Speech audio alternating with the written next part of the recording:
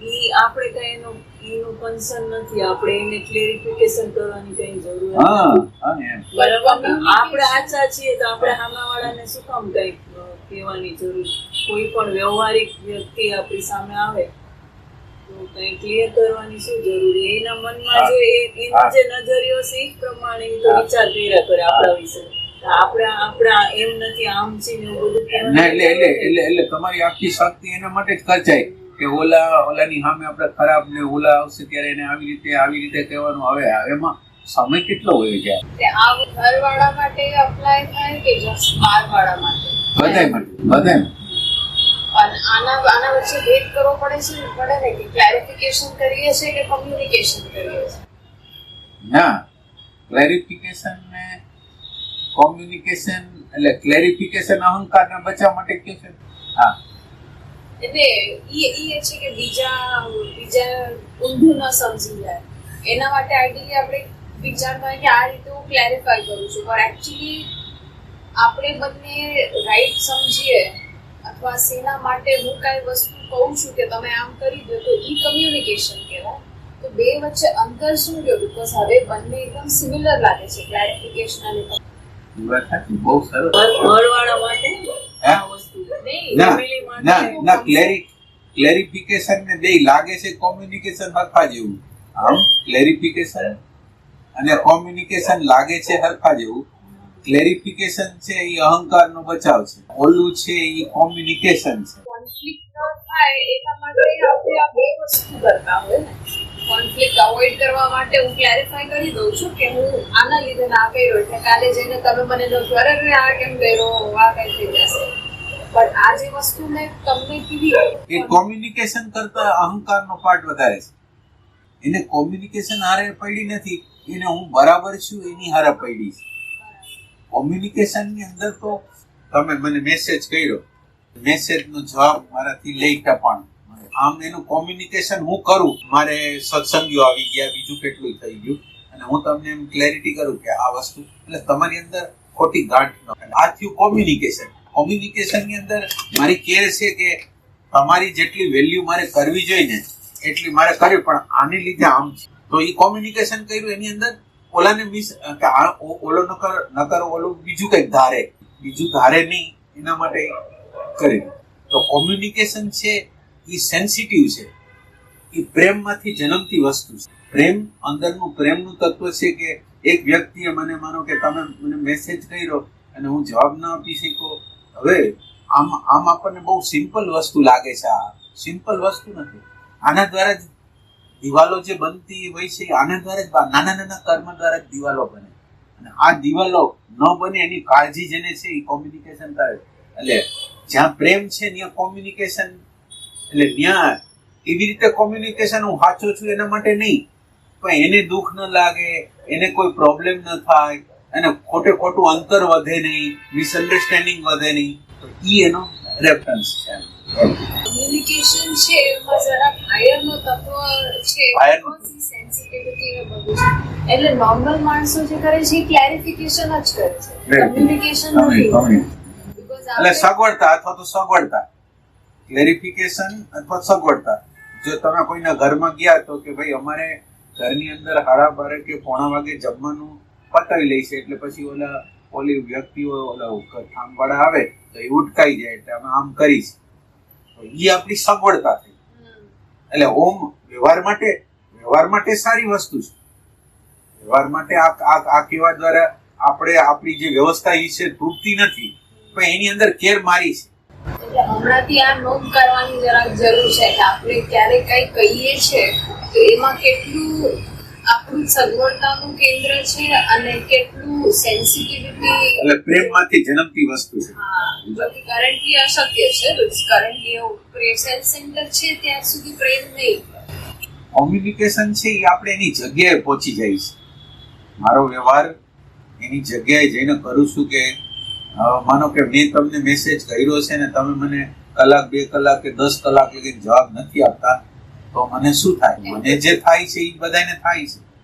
તો હવે એ કેર છે કે આ માણસને બિચારાને કેટલો દુઃખ થશે, એ બધી અંદર નોંધ થતી હોય.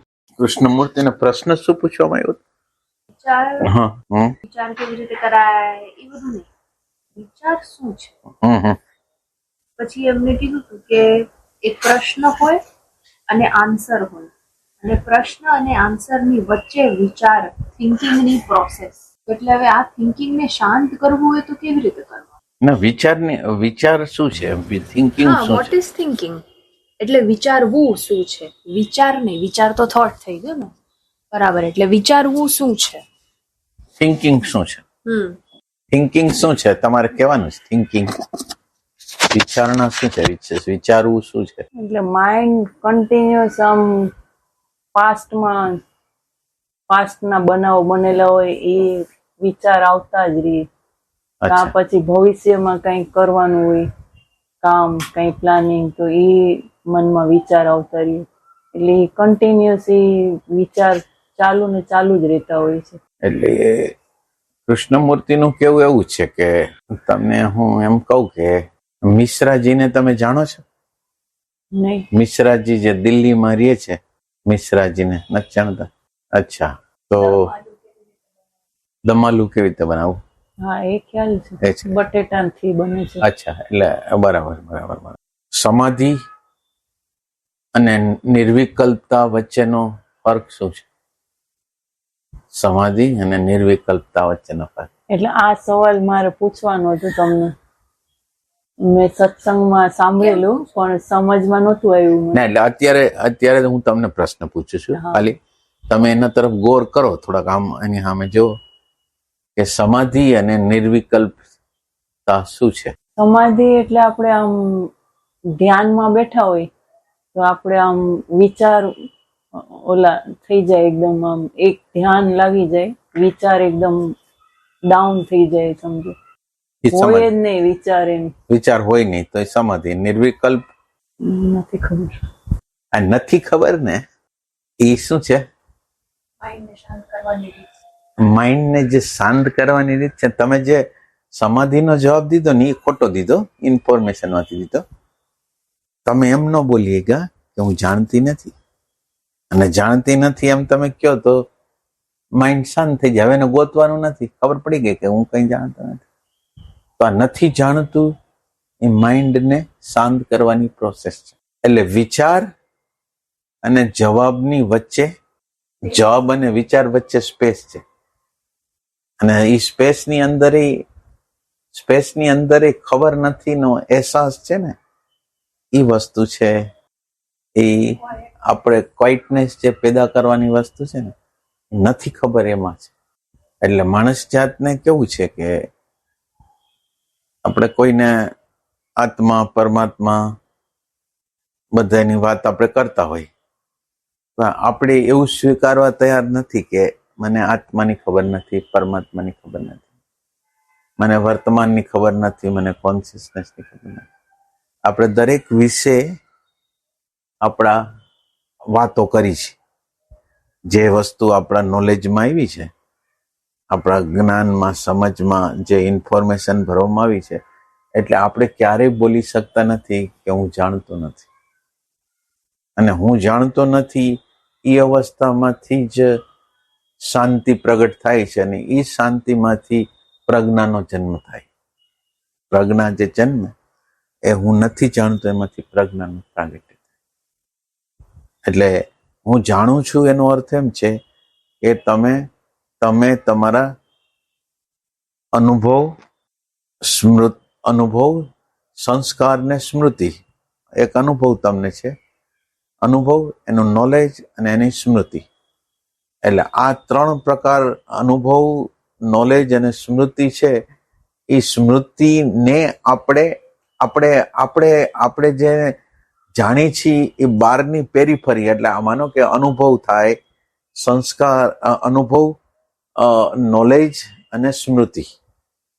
તો આ ત્રણ આપણા જીવનની અંદર બહુ મહત્વના હોય છે. પેલા તમે અનુભવ કરો છો, એનું નોલેજ થાય છે, અને એમાં હમણાં દ્રષ્ટાંત આપ્યો કે શું દ્રષ્ટાંત આપ્યું તમને? દાજવાનું. તપેલી રાખી છે મેં ગેસ ઉપર, અને ફાસ્ટ ગેસ રાખું છું તો દૂધ બળી જાય. એનાથી મને ખબર પડે છે એ અનુભવથી કે હવે ગેસ સ્લો રાખો. તો એ એક્સપિરિયન્સ અનુભવ, પછી નોલેજ અને સ્મૃતિ કે આ ખાલી તપેલું રાખવા દ્વારા અથવા તો વધારે પડતું ઉકાળવા દ્વારા તપેલું બળી જાય છે. તો પેલો તમે અનુભવ કર્યો એનું નોલેજ થયું અને એનો સ્મૃતિ થઈ અને એમાંથી આપણે બધું કામ કરતા હોય છે. અને આ બધી વસ્તુ કેવી હોય કે એટલે આપણે નિરંતર રીતે આ સ્મૃતિના પ્રદેશમાં જીવી છીએ અને આપણને જ્યારે જે સમયે કોક તમને પ્રશ્ન પૂછે છે, તમારી બેનપણી તમને પ્રશ્ન પૂછે કે આનું શું, એટલે તમે કોઈ પણ રીતે એનો જવાબ આપવાની ટ્રાય કરો છો.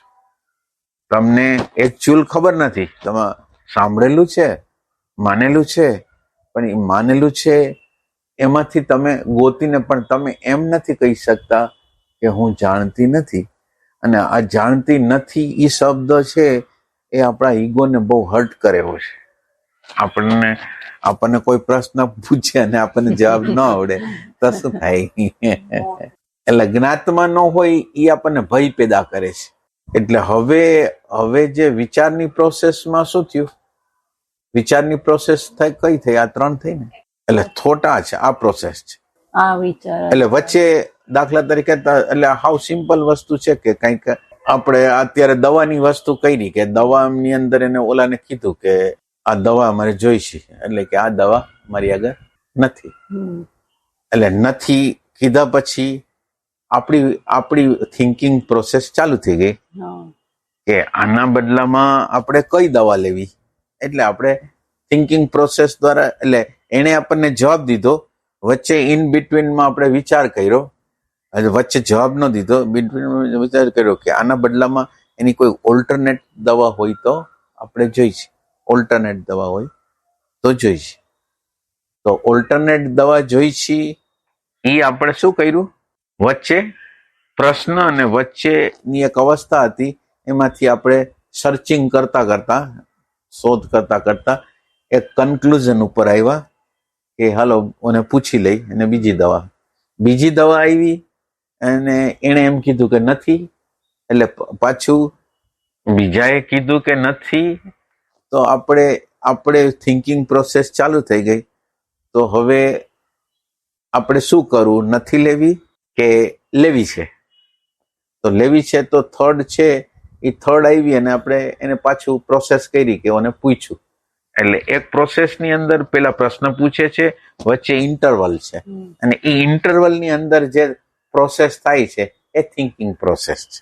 એટલે હવે આપણા માનવ જીવનનો પ્રશ્ન એ છે કે આપણે આત્મા, પરમાત્મા, જાગૃતિ, પરમ જાગૃતિ, મુક્તિ, નિર્વાણ એ બધા વિશે જાણી છે. અને જાણી છે એ આ વસ્તુ છે કે અનુભવ, નોલેજ અને સ્મૃતિ અને થોટ. અનુભવ, નોલેજ, સ્મૃતિ અને થોટ. એટલે આમાંથી આપણે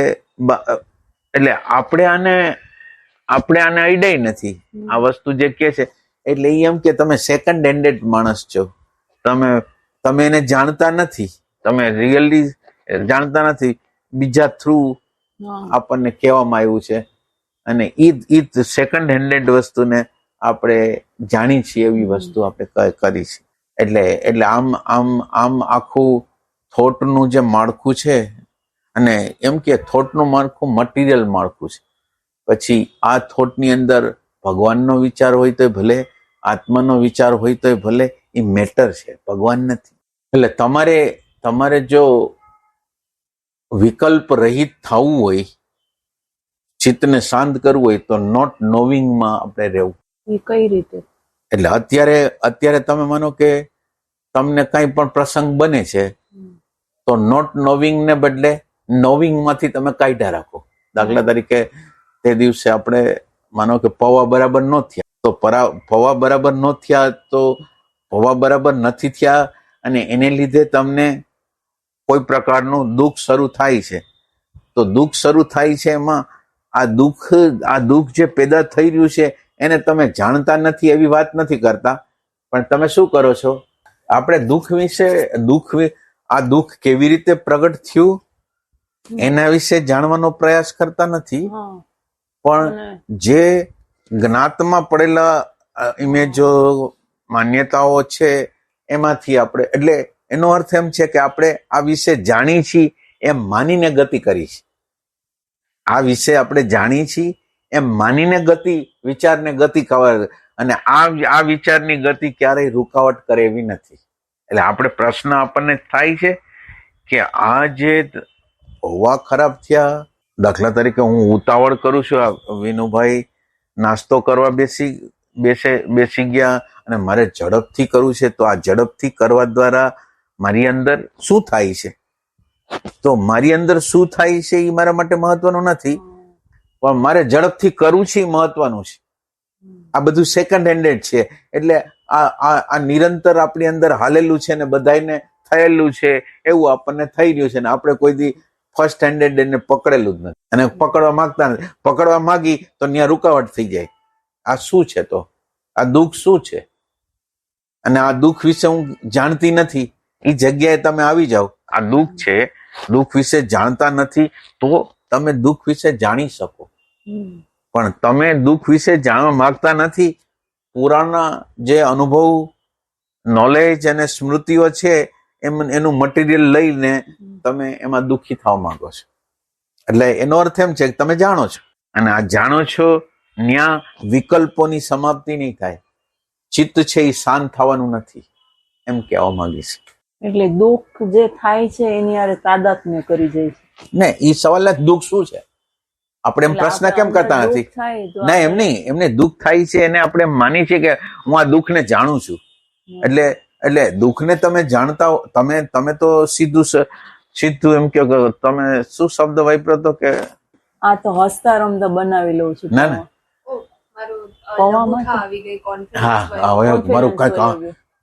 એટલી બધી વસ્તુ મોટી છે જ નહીં.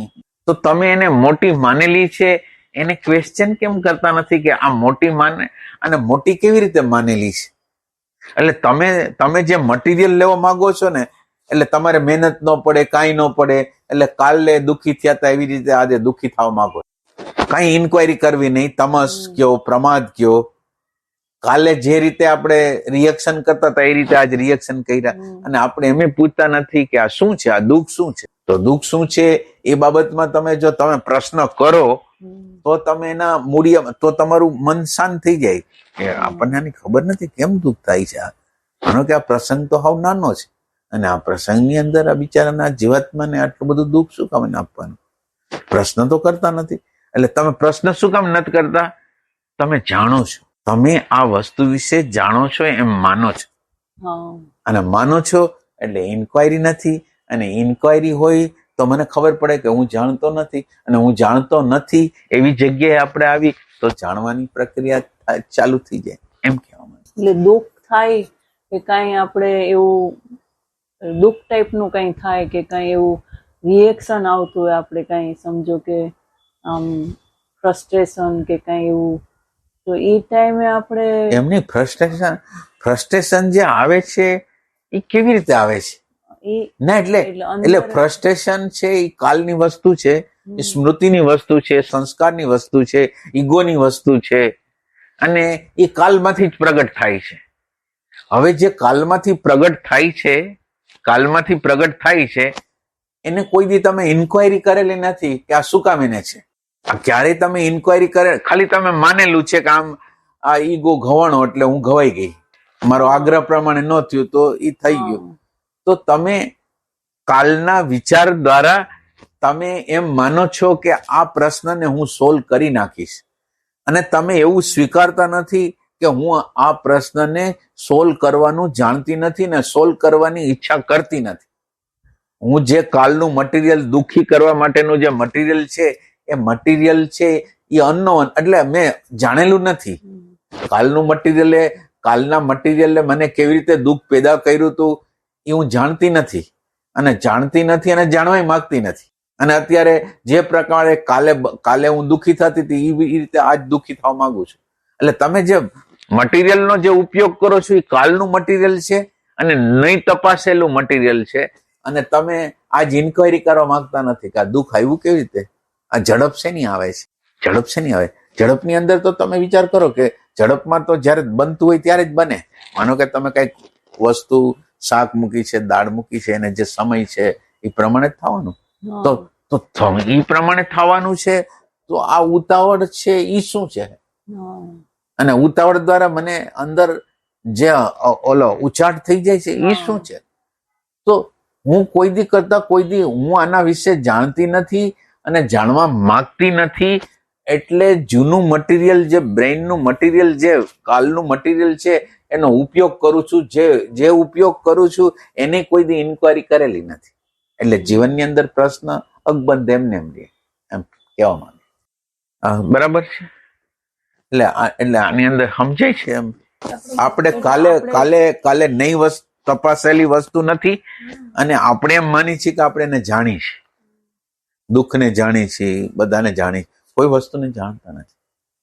એટલે એ ટાઈમે એમ સવાલ કરવાનો કે આપણે દુઃખી હું શું કામ થાઉં છું?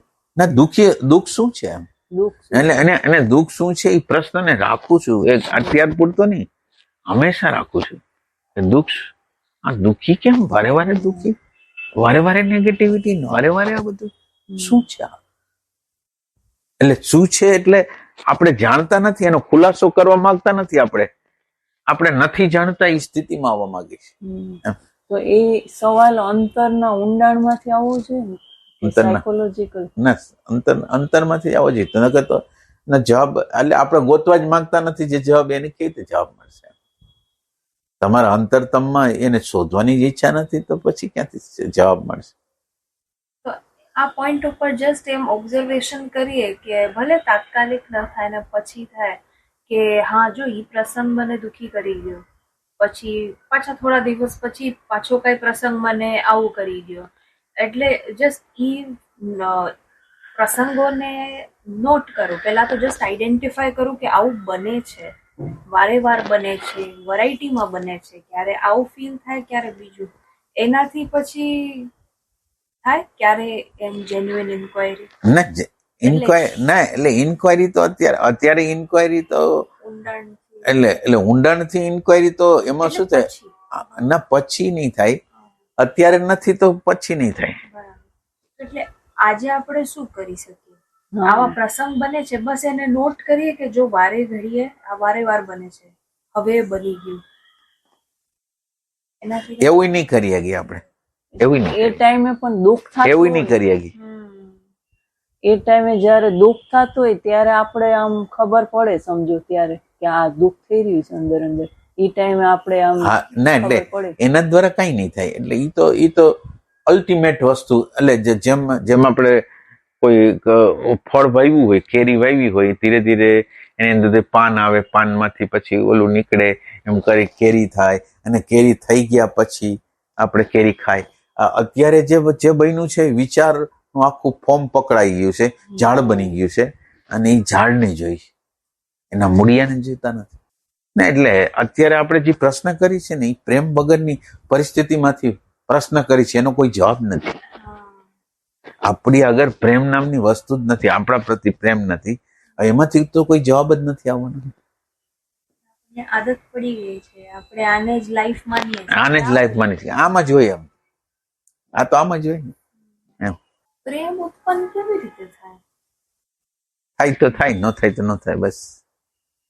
પ્રેમ થયો તો થયો, નકર નહીં થાય. એટલે પ્રોસેસ નથી આ. ના, એમ પ્રોસેસ નથી.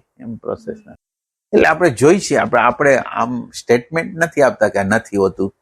આપણે જીવનની અંદર માણસોને જોઈ છીએ કે એ વ્યક્તિ દુઃખમાંથી પસાર થાય છે, એને કેટલા સંઘર્ષો આવે છે, ઘણું થાય છે, સત્સંગે સાંભળે છે, પણ છતાંય એ કંઈ કરતો નથી. એટલે એનો અર્થ એમ છે કે પ્યાસ તો છે નહીં, ઉપાય કરવા માંગતો નથી. આ સત્સંગનો ઉદ્દેશ્ય શું થયો? એટલે આજે ટોપિક લીધો ને હવે ખુલાસો થઈને આ પોઈન્ટ ઉપર આપણે આવ્યા છે. તો એટલે જેને હાલવું છે એના માટેનો રસ્તો ખુલી ગયો, અને જેને નથી હાલવું એને તો તમે શું કરી શકો? જેને હાલવું છે એને રસ્તો મળી ગયો, જેને નથી હાલવું એને ખ્યાલ આવી ગયો કે આપણે હાલી નથી આગવાના, તો પતી ગઈ વાત. અત્યારે આપણી અંદર એવી ભ્રમણા છે કે આપણે આપણે આધ્યાત્મનો સત્સંગ કરશું ને ફલાણું કરશું ને ઢીકણું કરશું ને સાંભળ્યા રાખીને ઓલું કર્યા રાખીને અને અને આમ કઈ થવાનું તો હોય નહીં. તો આપણને ખ્યાલ આવી ગયો કે આપણે કઈ થવાનું નથી. આ ભ્રમણામાં તો ન રહીને આપણે ઓલું આપણે કોઈ સત્સંગની વસ્તુ કરીને આંખ વીચીને ગમે કરીને આપણને એવું લાગે કે આપણે કઈક ગતિ કરી રહ્યા છીએ તો ભ્રમણા છે. એના માટે ઊંડું મનન ચિંતન જોઈએ. હા, એટલે તમે દુઃખી થાવ છો, તમે ભયમાં છો, તમે ઉતાવળમાં છો, તમને ઉચાટ છે, તો ઉચાટને મારે કાઢવો છે એવો સવાલ તમે ન ઉઠાવો તો આ દુનિયામાં તમને કોણ પાર ઉતારે? તમે જ વિચારો. પાર ઉતારનાર બીજું કોઈ તત્વ તો છે નહીં.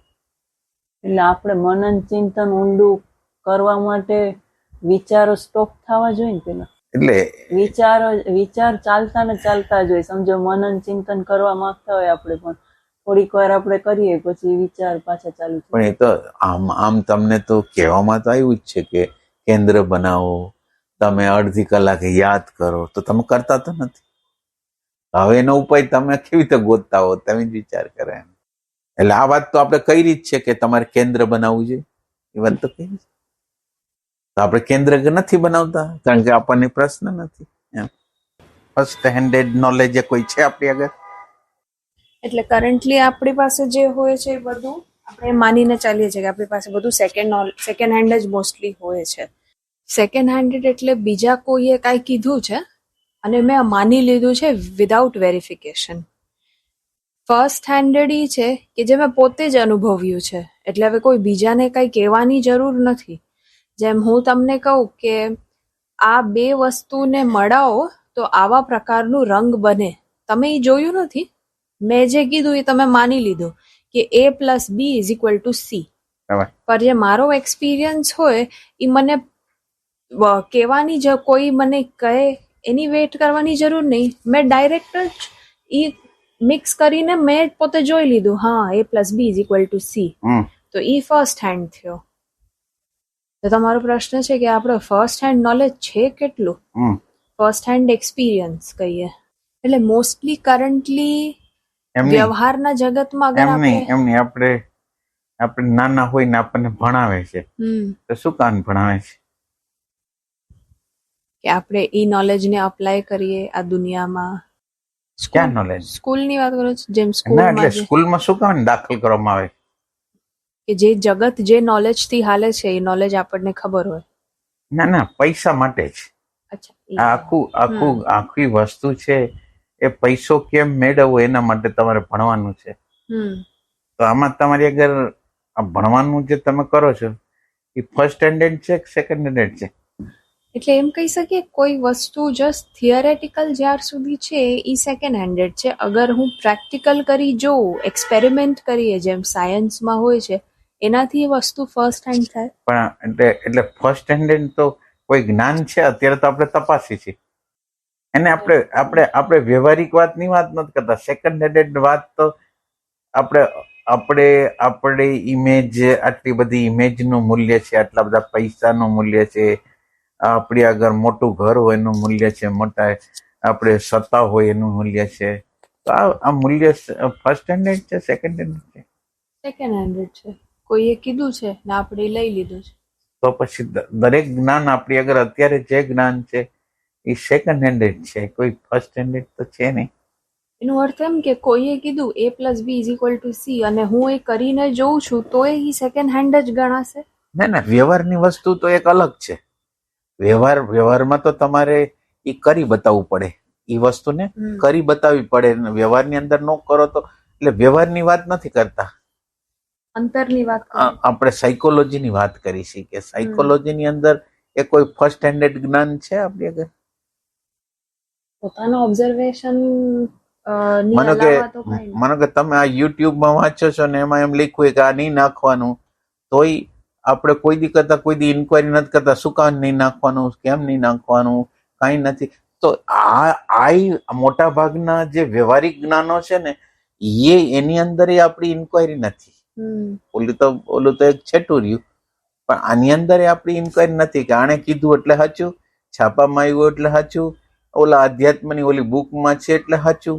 કઈ આપણે તો કઈ માનતા નથી. ઓલો શેફ કહે છે કે આવી રીતે બનાવે એટલે આ ઈ બનાવાય, એમ બધી વસ્તુ એવી રીતે. અને ક્યારે ક્યારે તો એમ વિરોધાભાસી પણ ઓનલાઈન મળી જાય. કોઈ કે આ સારું છે, કોઈ કે ખરાબ છે. પછી આપણે પોતાની અનુકૂળતા પ્રમાણે સારું કે ખરાબ પિક કરી લઈએ હા, કે એમ. મને આ જોઈએ છે તો હું એક આર્ટિકલ ને ના એટલે બધું બિલીફ સિસ્ટમ થી હાલતી હોય, બિલીફ થી હાલતું હોય. ઇન્ક્વાયરી ની સિસ્ટમ તો આખા દુનિયામાં કઈ છે નહીં. ઇન્ક્વાયરી ની સિસ્ટમ એટલે બધા નોલેજ આપણે પૈસા કમાવા માંગતા હોય, લગ્ન કરવા માંગતા હોય, છોકરા કરવા માંગતા હોય, જે કરવા ધંધો કરવા માંગતા હોય, તો બધી વસ્તુ તો છે. તો લોકોએ કીધું છે ને હું કરું છું. સેકન્ડ હેન્ડ જ્ઞાન છે, બાકી તો ફર્સ્ટ હેન્ડેડ તો જ્ઞાન નથી. અને ફર્સ્ટ હેન્ડેડ જ્ઞાન ત્યારે શક્ય બને કે જ્યારે તમે તમારી સ્મૃતિને, તમારા અનુભવને, તમારા નોલેજને સાઈડમાં મૂકો ત્યારે ફર્સ્ટ નોલેજ ત્યારે શક્ય બને. ફર્સ્ટ નોલેજ છે અંદરનું જે ડિવાઇન તત્વ જ્યારે જોવે ત્યારે ફર્સ્ટ પેલી જ એટલે તો આપણે ડાયરેક્ટ રીતે એને સમજી જાય છે કે હા આ કેમ છે, કેવી રીતે છે.